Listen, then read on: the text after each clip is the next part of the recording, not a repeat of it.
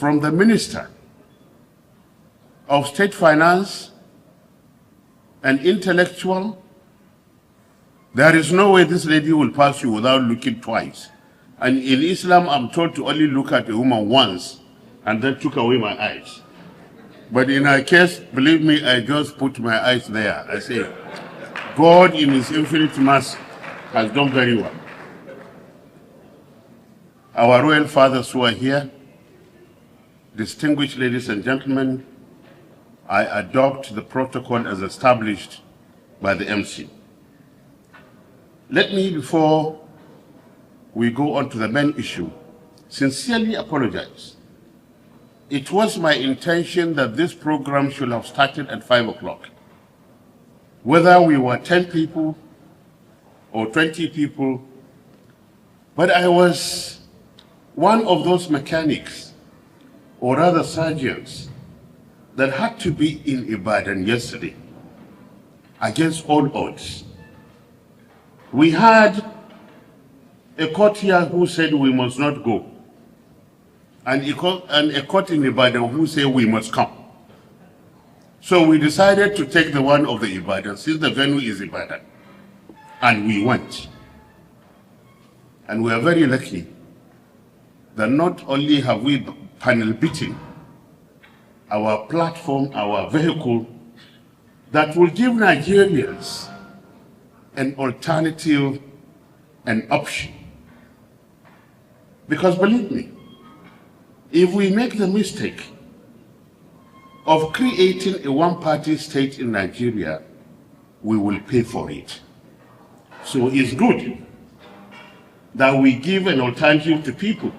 But that does not say that if people decide to go one way, we must really accept it. There was a time when PDP had up to 28 governors in this country, and nobody cried foul. But one can cry foul when you see your governors been taken away, either by bribe or by intimidation, and the constitution of country says you cannot go to another party with the mandate of another party, and yet we are not following that rule. So we went and looked at what has been happening to our party, and like surgeons, we removed the cancer. The cancer that had been part of our party, that has crippled the party. We hope with that removal of the cancer, the party may be able to move and give Nigerians an option on what to do. That's why I was a little late because of the flight, and I already told them that please, in case I couldn't make it, please continue with the program and apologize on my behalf. So I sincerely apologize for starting at this time. Somebody asked me when I gave one of the keynote addresses in one of our father's birthday, posthumous birthday, about 2 years ago.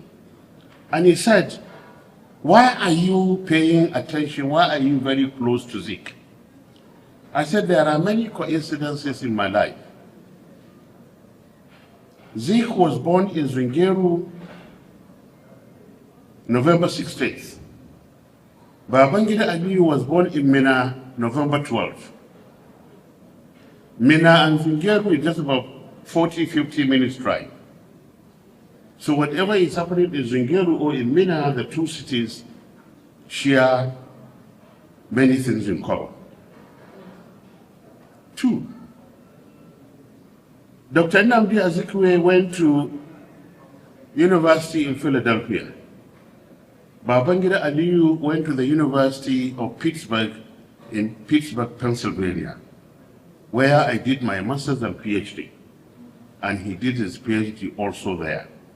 So I said, for me, it is a natural thing that when you read about a person and you notice his style, Zeke was a Nigerian even before Nigeria gained its independence. Wike was in the forefront of the independence of Nigeria. And you could see that he could, as a realist, compromise to ensure the survival of the nation.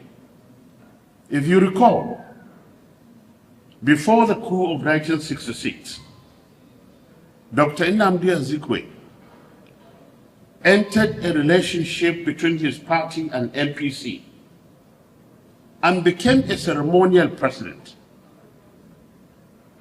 And indeed, during the Second Republic, again, his party and MPN came to ensure that Nigeria remains one. Therefore, anybody who, for whatever reason, is in love, regardless of your suffering, we must love our country. I don't think we chose. Many people, if they were to choose where to be born, probably presently, they may not want to be born in Nigeria. But since it was not a choice, your creator chose that you should be born here, it is only natural that you should be proud and love your country.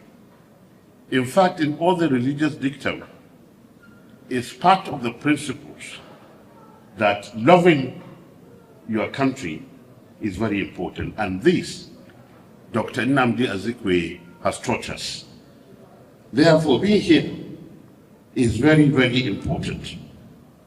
Let me also recognize one voice that has remained very constant, regardless of Boko Haram, regardless of the level of corruption, regardless of the truth. Do they say truthless bulldog that the National Assembly is becoming? Aliyu Ndume has become a principled senator that every Nigerian would love to meet. And like I said, when you look at the brochure, you will see the importance of today in the quality of those to be honored. I therefore welcome you to this 121 posthumous birthday celebration of Dr. Nnamdi Azikiwe. And also, Justice Kogo Umar, the chairman of Code of Conduct Tribunal. I am sure you will do your job. Unfortunately for your tribunal, the Code of Conduct has to do the job before coming to you. So if they mess up, there is nothing you can do about it. So please relate to them properly. Because if politicians will follow the Code of Conduct, we may be able to probably salvage this country where we are at the moment.